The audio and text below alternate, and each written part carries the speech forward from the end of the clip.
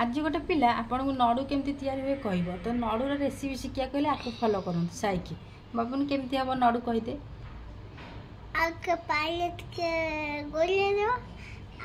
पानी रे कौन गोलिया हम बेसन हाँ तापर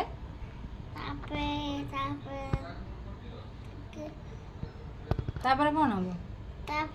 तापर पानी रे बेसन को गोलिया दो तापर कौन हम गोल गोल हम तापर केम छाणीबे ताको सेमती छाणीबे तले पकईकी ओ माय गॉड आ तेल रे छणाबन तेल रे छणाब ना कोथे छणाब तेल रे आ तेल रे छाणी की तले पके देबे ओ तेल रे छाणी की नडू को तले पके देले से सुकी जीवो आमे जान नथेलु तो फर्स्ट टाइम आमे जानिलु हो